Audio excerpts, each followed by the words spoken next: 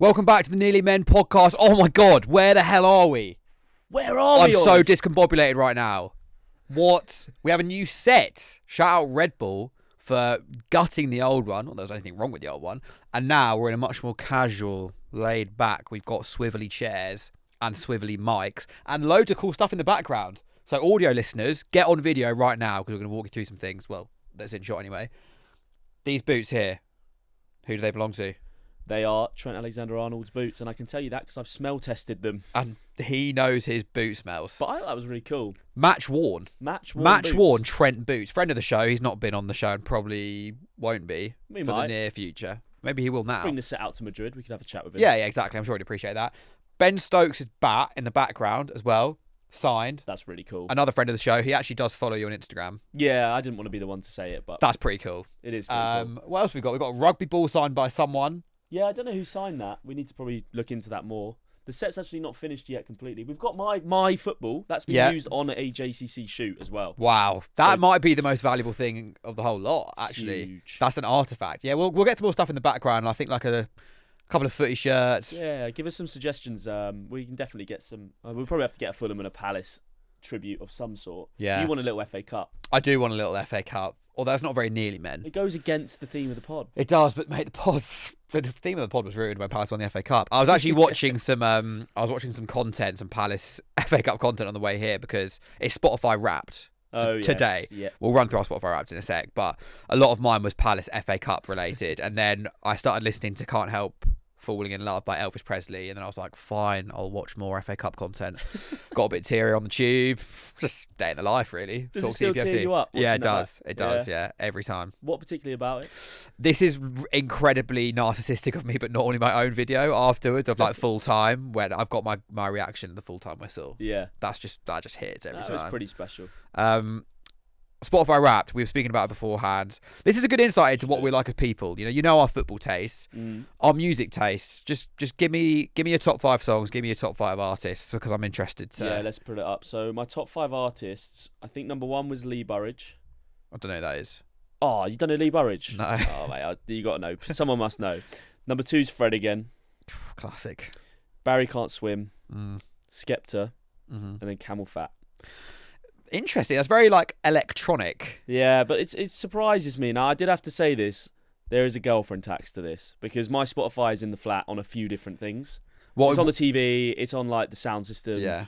What are you disputing in that? I can't think of that much Camel Fat I've listened to. And I think I do love a bit of Fred again. It's very, very mainstream, very basic, but he's got some bangers. But I think my Fred again would probably be in the gym. Yeah, I was good.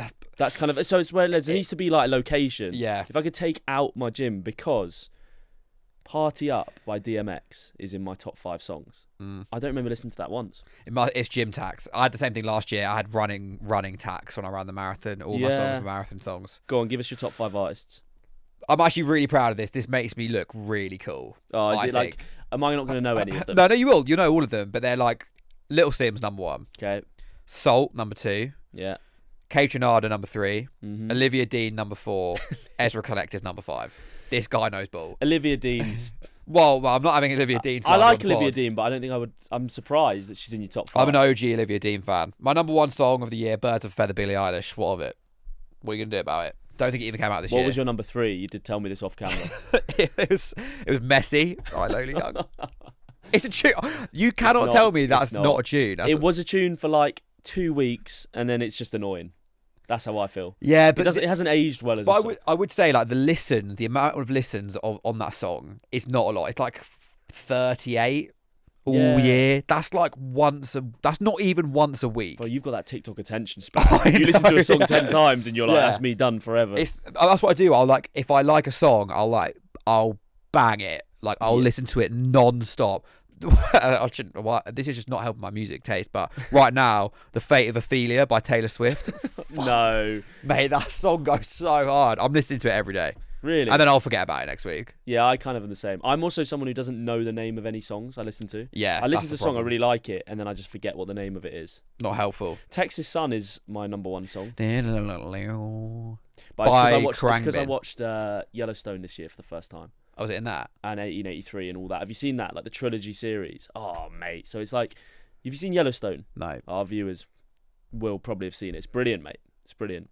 Is that like a Wild West type thing? Yeah, it's kind of like that, and it goes over 3 different generations. The Series 1, which is called like 1883, follows them in 1883. Then there's 1923, which is Harrison Ford and Helen Mirren, and that's insane. It's like their main 2 characters in it.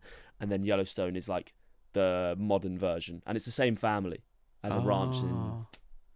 Oh, where is it? Wyoming? Something like that. I should watch that. I don't know where it is. I'm terrible watching TV. Good song. I can get behind that. Now we start every pod with the same question. We do. What's your favourite game that you've been to or watched that ultimately meant nothing? But Ollie, we don't have a guest today. What the hell? No, but we have got a new answer for you. Yeah, I think Holy we do. Smokes! My previous answer was more of a nostalgic, warm feeling of being at a game with an old Fulham fan chatting through, and I think he's since passed.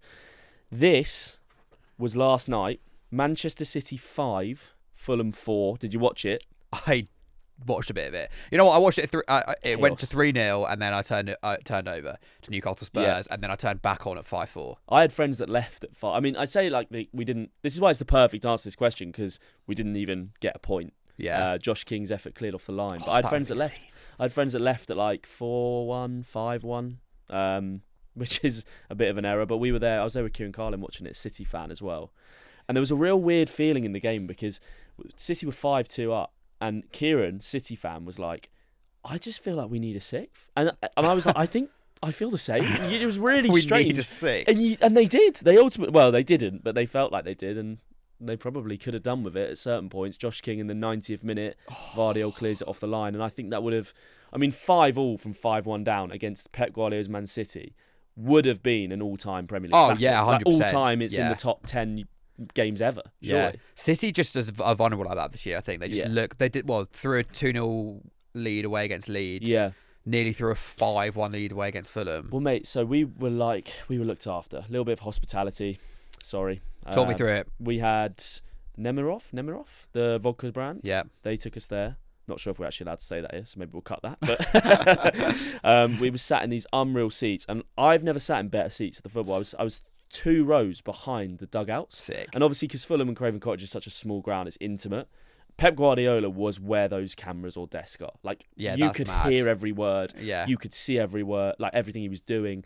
And there were some really key, interesting things I took away from it. Is like the passion and the respect the players have for him. And they seem to have this like amazing ability to hear him. Whether it's Donnarumma, whether it's like Doku on the other side, that he'll shout, and in a stadium of 30,000 fans, they just look over. And there's a break in play at one point, and I think Bernardo Silva runs over, Haaland comes over at one point. The way how animated Pep is, and we all see it on Match of the Day, we've seen it from afar, and the players are like locked in, and they're like completely straight faced, staring at Pep Guardiola, and they run it. You just like, the respect they have for him is crazy. But Nico Gonzalez got took off? I think he got took off with Doku, and he kissed Doku, and then there was like this huge argument on the bench, and then the bench were being like, sit down, sit down, sit down.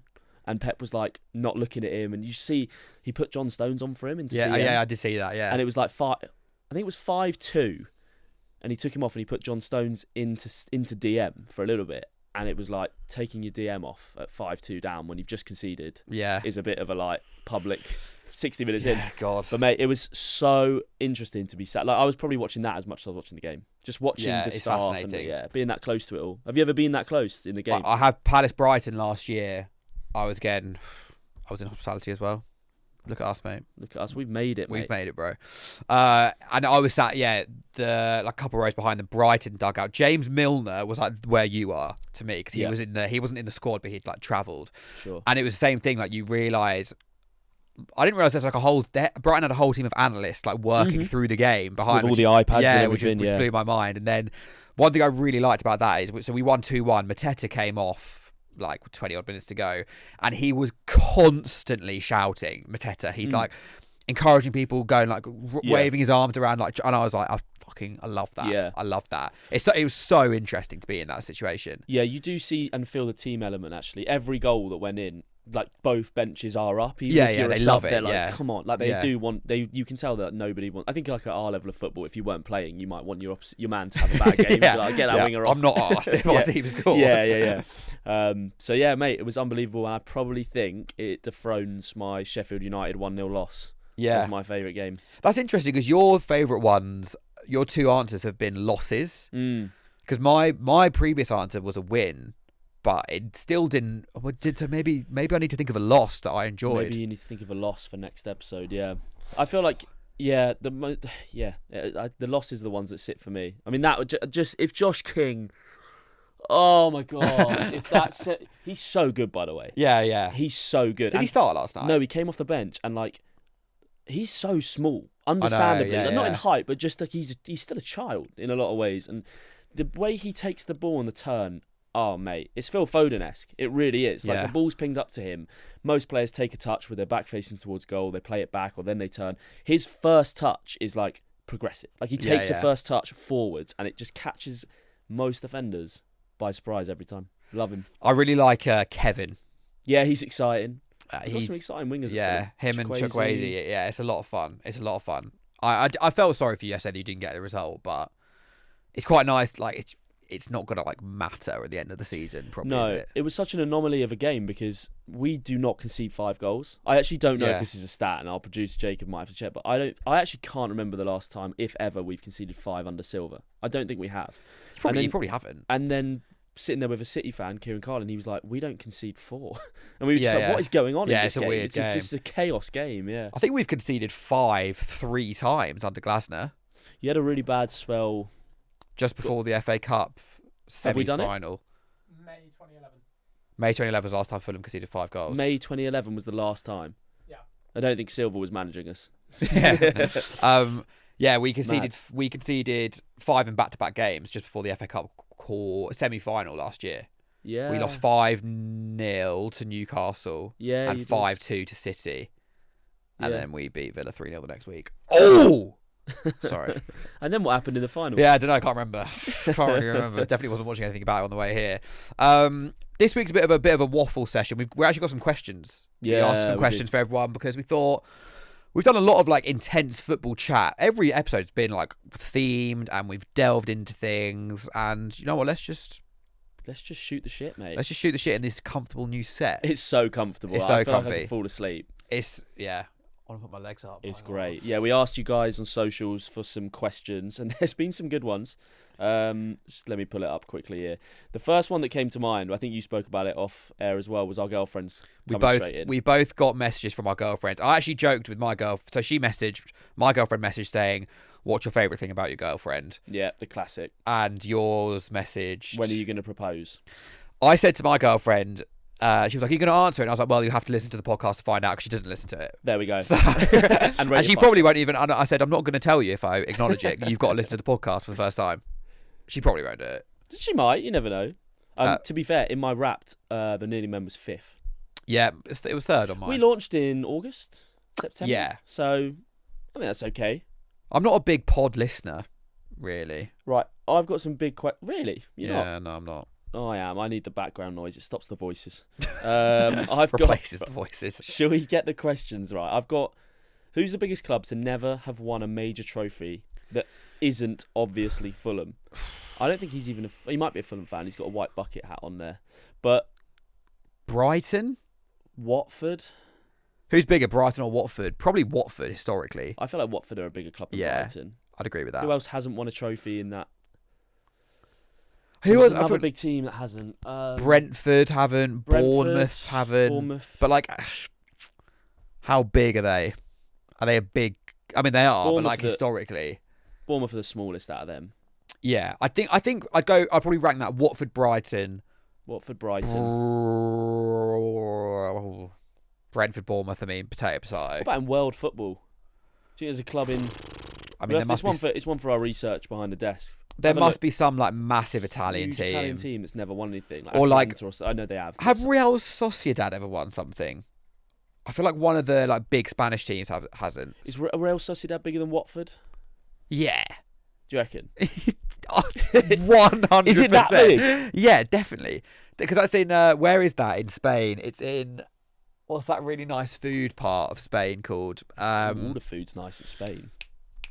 Sorry, we're pummeling our producer with questions Yeah, right now. putting it into work. Number one, Fulham. Number one on the official Google list of the biggest clubs Yeah. to never win a trophy is Fulham. Curated by Google. Brilliant. Okay, but we did say apart from Fulham. Yeah, So, apart from Fulham. Brighton second, Union Berlin third. Like, Union Berlin, really, like they're not that big, are No, they? I don't think they're that This big. feels like a bit of a woke list. Yeah, it does, yeah. I want some institutions. Leganes. No, I'm not having not that. the Garners. I think Fulham are clearly the best. I want Fulham to win a trophy this year. I think that would be really good for the pod. Okay, would you want Fulham to beat Palace in the FA Cup final? I mean, no. Mate, think about if it was a Fulham Palace FA Cup final, that would be generational for the That would podcast. be insane. We just preview it for like weeks. It would be... A daily podcast previewing every year. I think if Palace played in the FA Cup final against Fulham, we could do a podcast every day about it. Yeah, because you're just thinking about it the whole time. Yeah, I think we could. Palace Man City, I was thinking about it every day until from the day of the semi-final to the final. I think about Fulham's recent FA Cup runs of quarter-finals every day. Yeah, like yeah. when it was leading up to it, I was like, oh my God, Man United away, we could. Yeah. Every day. No, I think Fulham is definitely the first. I think maybe we have an English bias, but I do think it's Watford. Yeah. I think Watford are bigger than Brighton. I think Watford are bigger than Brighton. You would, though. Well, Watford don't like Palace either. We had a bit of beef. Really? Like 10, 15 years ago, because we beat them in the playoff final. Zaha won the pen. They accused him of diving.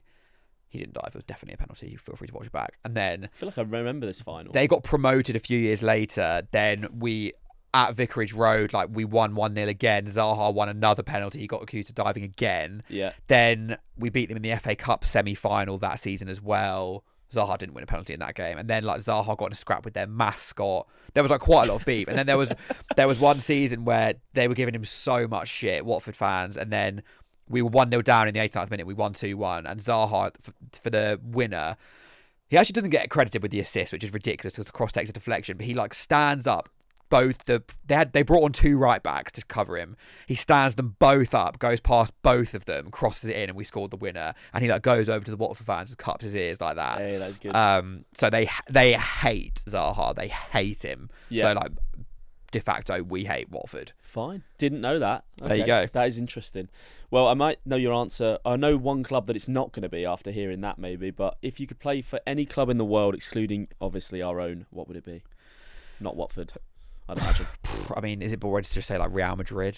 I feel like the obvious answer is Real Madrid or Barcelona for the money, for everything that comes with it. What about a non-Champions League team? Non-Champions League team. I feel like I wouldn't have another team in the Prem that I'm like I'd love to play for. No, neither. Probably somewhere just like nice in like Spain. Like, what is? Yeah, you'd probably think of somewhere that's just good to live. So Real Sociedad would be great to play for. Valencia's not a bad shot, but Where is Real Sociedad? What is the region?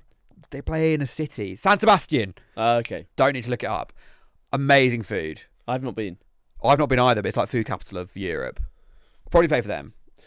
Or do you just play for like Ibiza and just have it off every weekend? Yeah, I see. Just live a good life. That's an early man. If you're like 20. Yeah. I see. I'm a man of culture these days. Bologna. Oh, yeah, that would be good. I think I'm going Italy. I think I'm going Bologna. Italy. But you kind of ruined it with non-Champions League because I think I was leaning towards Napoli. Yeah, that'd be good. Because you could be worshipped as a king in Napoli as well. Yeah, look at Scott 100%. McTominay. Scott McTominay. He is a king though. Yeah. I mean, he's a baller. This actually leads on to another thing we were going to talk about. I had him as the 24th best football moment of 2025 in my TikTok series. Drop me a follow at TalkCPFC if you don't already. I love that series. 24th, Scott McTominay. In terms of his bicycle kick moment or just his year? Just Scott McTominay, 2025. He has had a good year. Mate, do you want to hear some of the people who have won Serie A Player of the Year? Yeah, go on, get it up. The fact he is now on this list is insane. And I think this is in order, right? So you get Scott McTominay, Lautaro Martinez, Osimhen, Leao, Lukaku, Ronaldo, Icardi, Buffon, Bonucci, Tevez, Pirlo, Ibrahimovic, Milito, Kaka, Cannavaro, Gilardino, Kaka again, Totti, Nedved, Trezeguet, Zidane, Vieri, Ronaldo. It is mad. Scott McTominay.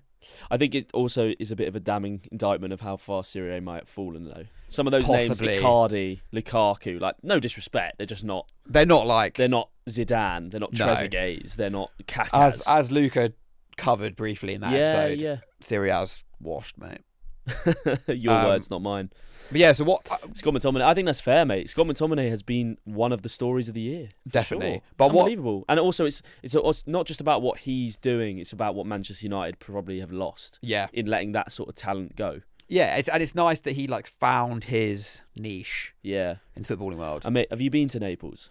No. Oh, mate. Like, I went there last year, and it was just one of those places where it's such a football city, but walking around, I was like, imagine living here. Like, Yeah. imagine being a player and living here. You, like you said, you would be worshipped. Yeah. As long as you're playing well everywhere you go. Yeah, 'cause Life's like, great. It's like, I mean, obviously it's a bit different, but like Maradona is like a god. Yeah. There, isn't he? I've never seen anything like it, mate. I've never seen a city as devoted to one person, and particularly that person being in football as Naples and Maradona. Every single place you went, someone had a Maradona shirt on. I'm talking like, imagine you're walking down your local city. Every single street has either a picture of him on the wall, somebody wearing him. The amount of tattoos is unbelievable. Yeah. I must have seen 300 Maradona tattoos, like, and it's also just like it's such a throwback city. Like, I was you're going down the lanes, and there is a 14-year-old on a Vespa with his, I assume, brother, who is like 6 with no helmet on, just holding onto the back of him. Jesus. And then he's like holding loads of things. They're just flying through these streets on a Vespa, like. That's classic port city vibes, isn't it? 100%. Like Marseille. I've been to Marseille. Marseille, I think, not to the same level of like passion, but it's a bit like that. I think I'm right in saying that Maradona played at the Napoli Stadium, I don't know what it's called, in Italia 90 against Italy. Or just the fact that maybe it wasn't in Naples, but it was like a bit of a who do we support vibe, because it was like Maradona, but it's against Italy. I think that was in the semi-final and Argentina won. I think I'm right in saying that. But like, it's mate, huge. Well, to answer the question, I'm going Napoli. Yeah, I think I'll go Bologna. Yeah, we're cultured men. We're going to Italy, aren't we? We've got a comment here that says, "Is it called nearly men because you're nearly a man?" That's from my mate, to be fair. Best disallowed goals ever. Whoa, that's actually that's a nearly men theme, actually. Shout out that question, because that is quite a great question, men. Brad. Thanks, Brilliant Brad. question. What? I mean, best disallowed goal ever. 2 spring to mind straight away. Tiote versus Man City. Do you remember that? No. When he like left foot half volleys it into the top corner and someone ducks out of the way. It's actually like a classic modern disallowed goal, and that someone ducks out of the way, the keeper's nowhere near it, and Joe Hart's like, "Oh, it was in my way," and it was disallowed. You disallowed it for that back then as well. That's unusual. It was certified bullshit, mate. Look it up. And that Ronaldo one, the nanny, Ollie over the line. Yeah, against Spain, wasn't it? Possibly. Yeah, I think that was to complete a hat trick.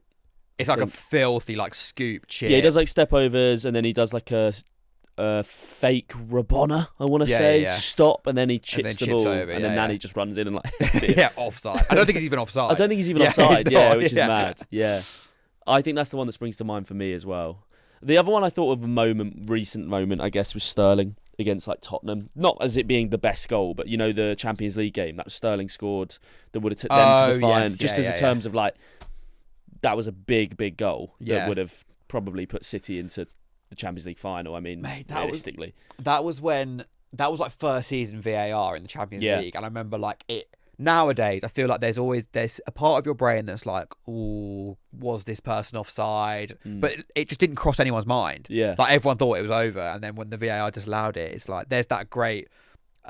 So true. Clip of Pep where he goes like and then drops to his knees. I use that gif so much, mate. It's a great gif. It's so good. That's up there in terms of moment. I think that's what. Yeah, like we still remember that, and I think you're so right. It's because VAR was just coming in. Yeah. So it's like so memorable, but I don't even actually necessarily remember the goal. I don't think it was an amazing goal, but just as a moment. Yeah. The most like cringy one is Higuain World Cup final 2014. I think we spoke about this on the pod before, where he's offside.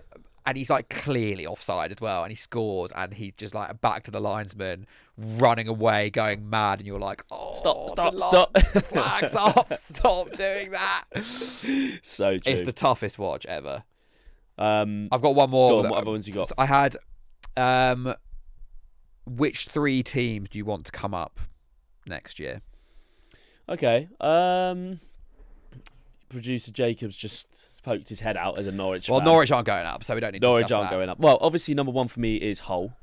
Yes, of friend course. Of the show, Liam Miller. Friend of the show. So we've had Liam on, Hull winger, and yeah, they've also got like Ollie McBurney there. Like, they've got some good players. I just think it'd be nice to see Liam obviously have his Premier League season. Yeah, that'd be sick. It'd be so sick for him. And I know being out for so long with his injury and not being able to help the team last year, how much that hurt him. So on a personal note, Hull, I do really like what Frank Lampard's doing at Coventry. Yeah, I like Frank Lampard is thrown into that Rooney, Gerrard, Lampard like thing. And actually, if you look at what he's accomplishing in his career managerial wise, he did a good job at Chelsea. He did a pretty good job at Derby. Derby didn't get them up, but obviously did well. I know he had half of the Chelsea team there, Reece James and Mount and everyone. But Tomori, but like still, did all right. I think he's thrown into this like I don't know, like this conversation that he doesn't deserve to be a part of managerial wise. Like, he's clearly a better manager than Wayne Rooney. It's just they're both English and part of that golden generation, if that exists or not. So I'd say maybe Coventry as well. Third team. Am I just a villain for saying Wrexham? Just for the plot. I would quite like that. I think that would be quite funny. I can't pretend like I care if anyone else comes up. So I think Wrexham for like what they could be and like the story of it all. Yeah, people would get seriously butthurt about and people that would as well. Get pissed off. So that's I want funny. Wrexham #United, and I want Millwall to come up. Do you? I just think that'd be fucking jokes. Yeah. My mate's a Millwall fan. My mate who messaged me this is a Millwall fan. Yeah, fine. But I think it would be good. Also, like another South London team is always good for Palace. It's another game to look forward to. Yeah, true. Millwall, West Ham. I was actually looking up the other day, Millwall, West Ham, last time they played each other. I think it was in the League Cup when there was like loads of fan trouble. Yeah. And it's mental. Years ago now. Every goal, there's just a pitch invasion. But that's in like 2011. Like it is a long time ago. But it's not like people should know better really by that point. It's like Junior Stanislas scores in front of the Millwall and he goes like that to the fans. You're like, oh, don't do that. Yeah. That's a 10-minute delay on the game because they're all trying to break into the West Ham end and scrap everyone. But the most like, I feel like West Ham would just end up going down this year. Yeah, they probably come up, just miss each other. So classic West Ham. But yeah, that would be a good derby to have in the Prem. That would be. They'd have to police that better than they did. Did I tell you about Southampton Portsmouth when I went to that? Yeah, you said it was quite fierce. Did I tell you about how the Portsmouth fans got into the away end? I think. Well, go on. Tell me again what you did. I might have mentioned this on pod before. I can't remember, but. The only way Portsmouth fans could get their ticket was by boarding a coach at Fratton Park. The coach leaves, you get given your ticket to the game. All the tickets are given out on coaches. You can't get it any other way. The coach drives you to St Mary's, drops you off. You're in like an enclosed area in the away end. There's no way you can't even see. Like I tried to look in from the Southampton end. You can't see the Portsmouth. There's like high walls, everything. This is mad. Then the game happens. Like, there's no way of leaving the stadium apart from back on the coach again. You get driven all the way back to Portsmouth. Like, they literally just didn't allow. You're not allowed. Southampton Central Station was closed for engineering works. I wonder why. Yeah, it was mad. And I was doing insane. I was doing some work for All Out Football for it, and they were like, "Can you get some footage of Portsmouth fans?" I was like, I literally can't. I literally can't. I can get it in the ground. I can see them at their seats. They're just uncontactable, basically. It is fierce. I didn't really know it was that fierce of a rivalry until I'd probably say this year. No, neither did each I. other, and obviously, like you mentioned it. I've seen a few other podcasts covering it and saying how bad it was. So it was really bad. Did you see that clip of Ginge and Mini Minter talking about English derbies? Yeah. Not good. No. Not a good clip. When they were like, Southampton Portsmouth overrated, no one cares. I was like, that's not going to go down well. That's not going to go down well. I feel like a lesson I've learned as a football creator is just like, even if you don't actually think something, there are some things which you just should think. Yeah. You should think Southampton Portsmouth is a big rivalry. I think it just comes down to like probably like a Prem bias. I know Simon Sports Leeds, so I'm not saying he's like watching just the Prem, but I think if you're not from that small area, even if it's like a smaller amount of people that hate each other, like I saw, who was it talking about it? Like the Merseyside derby, and like questioning whether that is a derby or not, really, because like they kind of like, they don't really hate each other. I see what you mean. It's not like a violent derby. It's not like that. Yeah, no, where it's you not. have to police it and have it driven. And it's like, what do you define as a derby? Like, I think that is a lot fiercer. We spoke about it on another pod where, like, London derby, Fulham, Crystal Palace. It's like, it's not. Yeah, it's not. It's not. Or like Arsenal playing Brentford. It's not. It's not a derby. Although, to be fair, Everton-Liverpool last year on the pitch, like, kicked off massively. Yeah, I think it still has some bite to it, I guess. But even, like, you could look at, like, there's certain things with derbies, like, is the Manchester derby that big of a derby? It's because it's like, do you have other people you care about more? Like Liverpool, Man United. I feel like that's more fierce than the Manchester derby and the Merseyside Manchester derby. United fans are going to want a City fan to win the league. Yeah, that's insane to me. So they're like, not gonna, I see what you mean. They're not going to want Liverpool to win the league. So there's a bigger rival. I think you have to have like the one team that you hate, and it's like Palace and Millwall is a good example of that. Like, I can never say that Millwall are our biggest rivals because they hate West Ham more than us. Yeah. And that's why I get annoyed when Palace fans are like, oh, we don't even hate Brighton. Our rivals are Millwall. It's like, don't say that because then we just look embarrassing. Yeah. Like, Copper 90 went to Palace Brighton this season, and they said in the video they need each other. And we do need each other. Because if we didn't have each other, like, we'd just be like a rival with Millwall and Charlton. Yeah. And like Charlton we never play, and we're just infinitely better then. And Millwall hate West Ham more than they hate us. Although Palace Millwall was still very feisty, but it's not the same.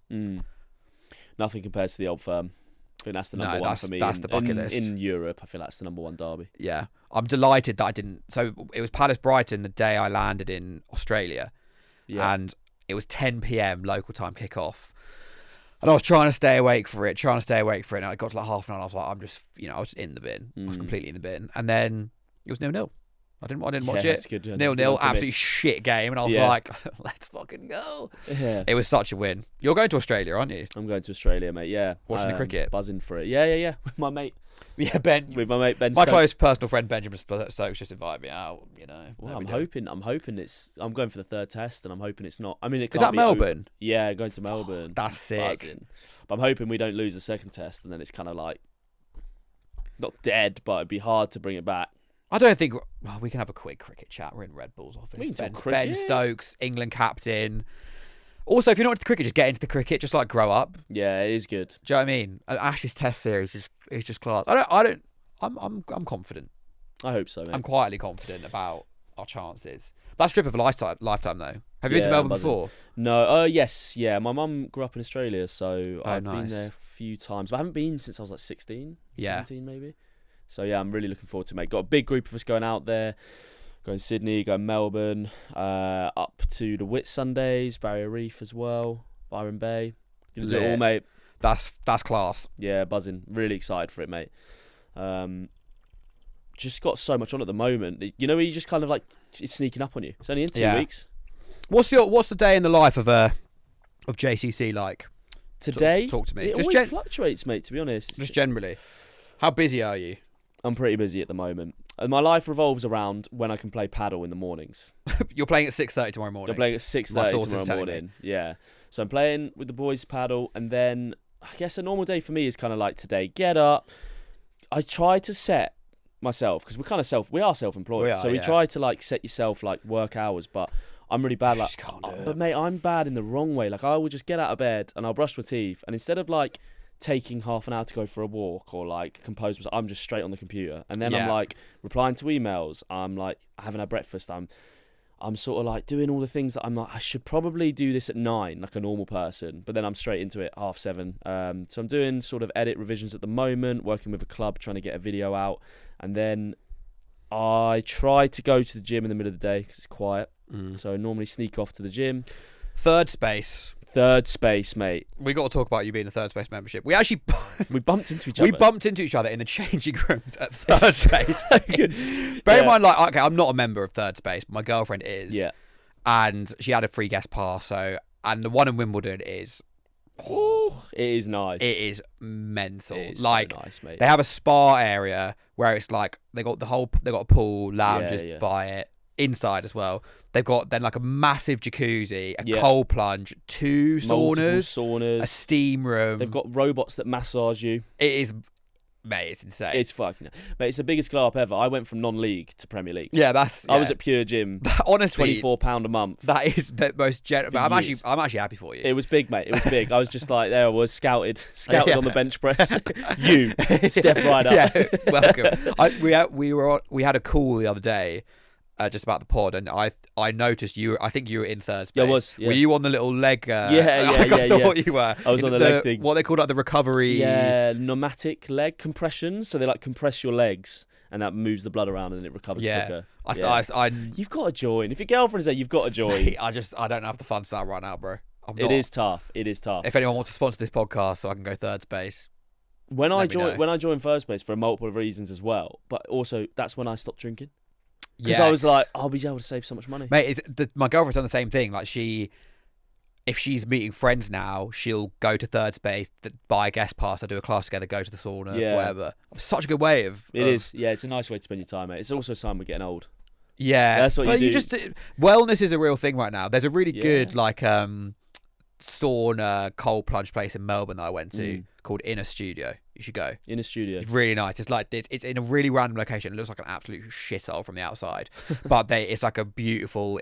They have like a massive hot plunge. Yeah. Basically, it's like a hot tub thing. A huge cold plunge and a sauna, and they like recommend how much time you do in each one. You pay for like an hour. Nice. And you do like 15 minutes in the sauna, like 60-second cold plunge, 5 minutes in the hot plunge, and then you do like 3 rounds of it. It's really good. That's good fun. Mate, I might do that. I'll take you up on that. And then just right down the road is Ultra Football, which is, have you heard of Ultra Football? Yeah. Amazing football shop. They have a football pitch in the shop. Very cool. Mental. Okay, well that's definitely going on the list. Yeah, you should. Sorry, back to your daily routine. Daily routine. Third space. I also do some work there. There's a nice little workspace, and like I said, I took a call with you guys. I'm always did you see it on the left? You can do like a little work area. But I will take more calls and do things there. And then it really fluctuates, mate. Like today we got the podcast, we're recording, then I'm up to the Emirates to do some fan interviews with a brand outside. Yeah. So they always, I mean, it must be the same for you. Like tomorrow we're doing something for Fulham Palace. Yeah. So like when you do freelance stuff like this, my diary's full, and I found the best thing in this career is just to fill your diary as much as you can. Yeah. Because if you're sat at home for like 2-3 days and you're not doing enough, you can get into a bad headspace of like, I'm not earning enough. I'm not. What am I doing? Yeah. So yeah, I've been really lucky since going freelance. I've been incredibly busy. Yeah. But the time just goes. It does, mate. Like it just go like even the Fulham Palace thing. Like it's a light lift in terms of like it's not like working a 9 to 5, but it's all of a sudden your whole afternoon's gone. Just literally just like 100%. That.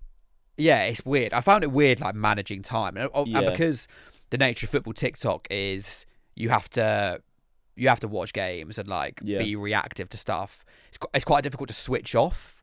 I find like especially weekends I don't take time off really because there's always something in the back of your head that's like, oh, well, there's could make a video about that. Two interesting things in that is like your main thing is TikTok and my main thing is YouTube. Everything else is like coming out and all the other work you get, and so that's the same with me where like my focus is often on like how do I produce like one big YouTube video a month. Yeah. Yours is probably like what daily content. One a day. Yeah. So it's like you have to produce.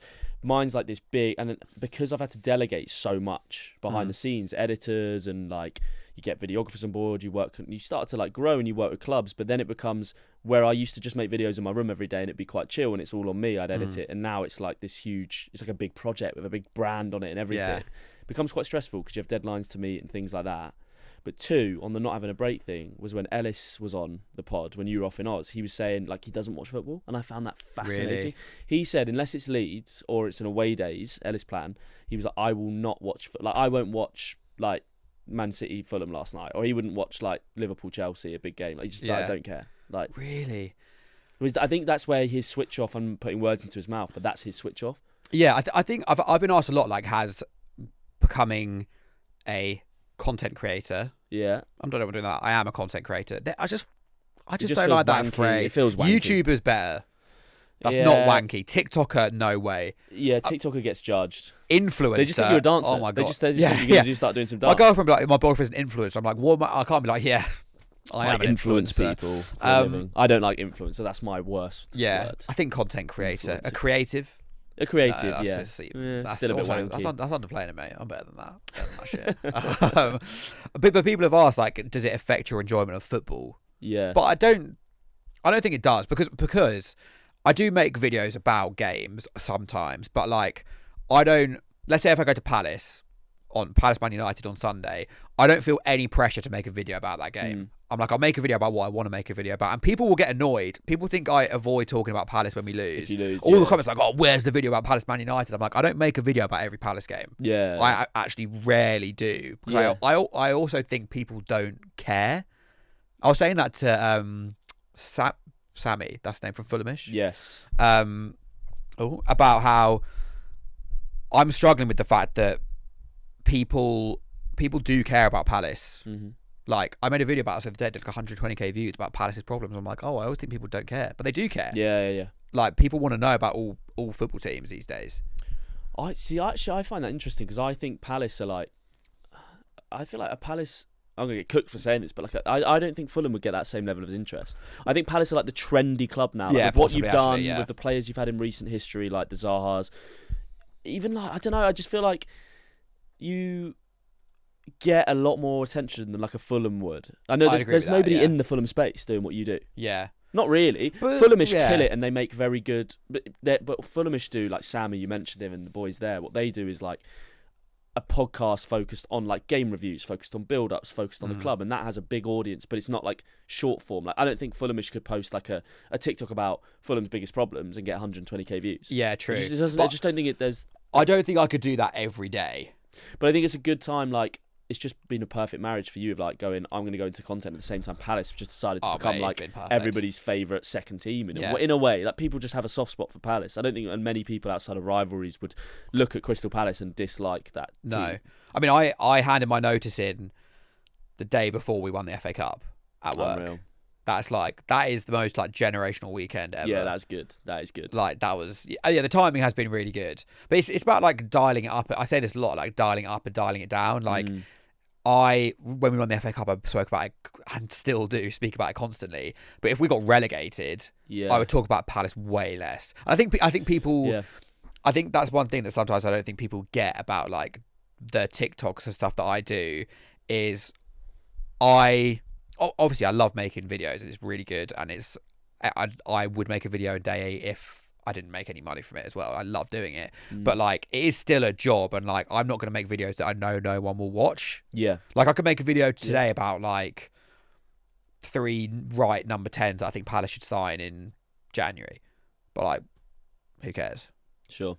Yeah, of course. It's an interesting like balance of how much you like align to the club that you support, because I think if you're like if you think about other people in the space that I'm friends with, like Ben and Seb, Spurs, Rory, Arsenal, Tobes, Chelsea, like they can, that's like infinite content glitch. Yeah, of course. Yeah, you can make 3 videos a day about those teams and you'd get 100k on all of them. I mean this in all respect. I'm not dissing on anyone, but there are like Manchester United creators out there who will have 300,000-400,000 followers who I've never heard of. Oh mate, there's a Man City one who has 1 million that I discovered like last week. I was like, I've never seen you in my life. It's insane.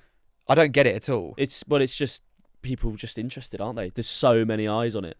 But then how would you watch a Fulham something every day? No, neither would I. But maybe I'm not the demographic. I don't watch much football content. No, I don't. But I think when you work in it, you just. Is this big-headed to say like I don't watch football TikToks? I'm like, I have my opinions and I don't really.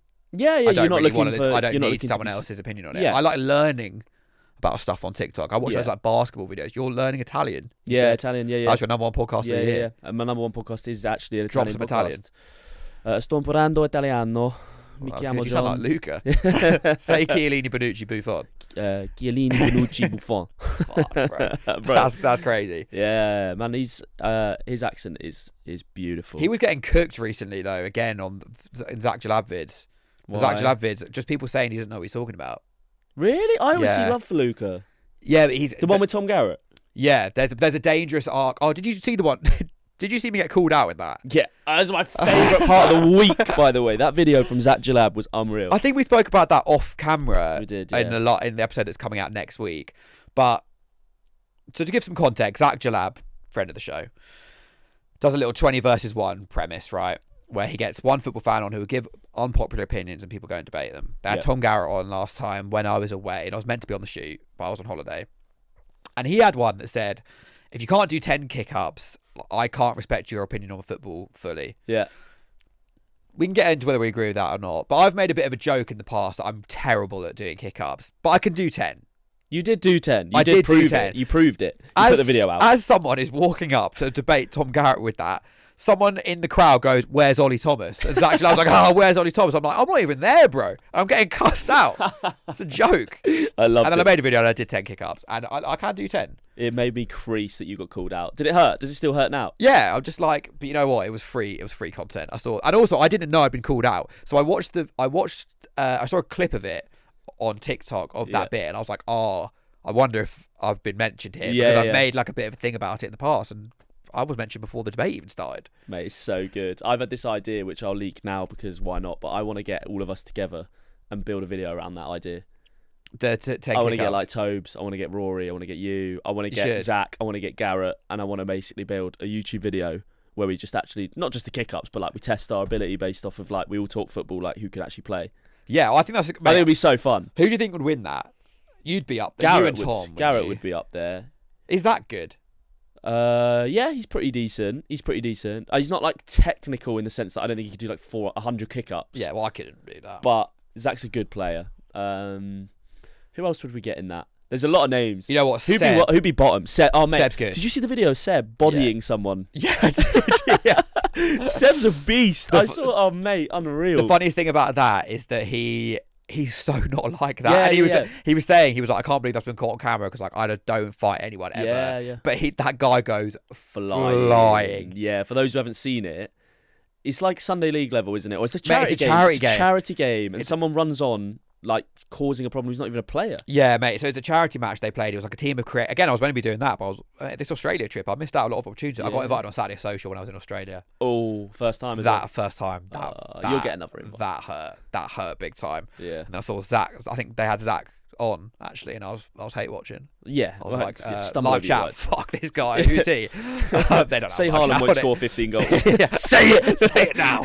But yeah, they had it was like a team of TikTokers in a charity game, but they played against a team of lads who the sponsor of the stadium put forward, so they weren't creators, and apparently they just had it in for them all game. They've been like, whack this on fucking TikTok, put that on TikTok, and it all just kicked off at the end of the game. And like they were saying they're gonna like wait for them in the car park and like beat the shit out of them. Man. There's a massive scrap, and then Seb, friend of the show, gets caught on camera. This guy like blindside punches one of the TikTokers. Yeah, and you can see he's like quite a young kid. Yeah, it's embarrassing. And this guy starts walking away, and Seb just comes flying in and goes.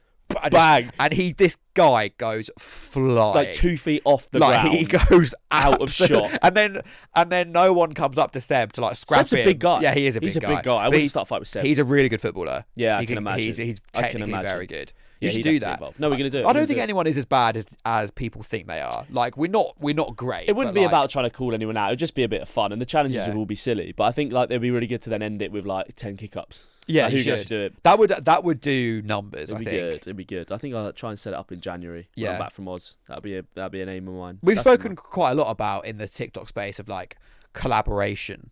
Yeah, because like we don't do that much collabing as a group of people, but like that's from the outside. Like I see you like as a group though. Yeah, in a weird way. But like, it feels Rory, like Tobe, Seb, Ben, you. It's like a few others. It feels like such a. I feel like the Sidemen are a real blueprint of that. Of like just. Collaboration is king. If you just like rock up and just like sat in a room for like... Mate, it's something I struggled... So when I moved to the YouTube football side, I struggled so much, and I used to speak to Kieran Carlin and Zach about it, of being like, I need to ask people for their time. So I shot a video this week with Rotoshaw, had him on like Monday morning, and like that's obviously huge for someone like me to get someone that big on. But I always used to feel this like incredible embarrassment and this incredible guilt of like messaging them. Really? And even though I do stuff for like the Sidemen or like we would play paddle together or like whatever, none of them care. They're all like, that's like, we get it, this is how it works. And I actually had a breakthrough moment where I think I was with Kieran Carlin, and he was like, if you look at the biggest boys in the game, like all the biggest boys and girls who collaborate, they all collaborate. Yeah, like that's the thing, like they don't, like none of them do a video on their own. Really, like it's about having other people in the videos. Yeah. So that changed my mindset on it, and I think something you could like use to grow your own with everyone. Like, the more you do together, it's just such an easy win. It's just such an easy win for everyone. And also, like, it's easier creatively to just... And no one gets mad. Like, someone who's a fan of Ben Bowman will probably like your stuff, or if they don't like your stuff, they're still watching Ben, and then you're in. And it's just, exactly. And then people go, do you? And it just collaboration is king, as they say. Well, they've changed everything on platforms now. You basically collab post on everything. I know, it's a big. Cause I can't be bothered to do YouTube videos, but now collab post, Nearly Men clips, get them on my fucking channel, bro. Oh, that doesn't show up on your channel. Yeah, it's weird. I don't get that. That's there should be a collab tab. Yeah, it's annoying me. But that was a big old waffle sesh. Mate, we have waffled. I'm conscious I've got to get to the Emirates. I'm the closet Arsenal fan. This guy's literally going I've actually to got something to tell you about that. What? Oh, I'll drop it on the pod. It's funny. You're on James Alcott's pod, aren't you? I am. I've been messaged by certain producers of what they were basically like, how can we annoy, like, there's a funny section in it, what can we annoy Ollie with? And I have helped compose the section for you. So when you do that quiz with Neve, I think's on it, and a few others, Ellis, just know that I was a part of some of those questions that are going to come your way. Mate, if you know what's going to happen. If it's an Arsenal section, I'll actually get all of them right. It's an Arsenal quiz. I'll get all of them right. I will. This guy So just knows good. ball. Yeah. I'm excited for that. That's going to be fun. Yeah. And we've got we've got a Christmas episode coming soon. Fairly soon. Yeah. I'm excited to record that. That's going to be fun. We've got some Red Bull cocktails. Yeah, I'm actually excited. That's going to probably send me to the moon. Yeah, we're going to get silly. You said to me, you were like, we don't have to get too silly. And I was like, yeah. In the back of my mind, I was like, yeah, we don't. And then I was like, we're going to. Yeah. We'll try and squeeze as many people into this set as we can. Yeah, let us know if you're listening who you'd want us to get on. Yeah. We've got a few people in line, but nice. Be nice to do. Yeah, well, really enjoyed that one, mate. It was good fun today. That was just pure waffle. That was waffle. That was #unscripted, unfiltered. We did cover the Nearly Men topic at the start for me, so we did. Kind of have ticked a Nearly Men box. Yeah, today. that's all that matters, mate. We can't do it. There's only so many nearly things you can cover in football. Yeah, exactly. So when they happen live, when they happen this week, that's just great. You do have to talk about Fulham nearly drawing with Man City. It's huge news. Wow, you had to be there. You just had to be there. That's the foundation of our entire episode. So thank you guys for watching. If you've enjoyed, please do rate us 5-star if you're listening and watching on Spotify.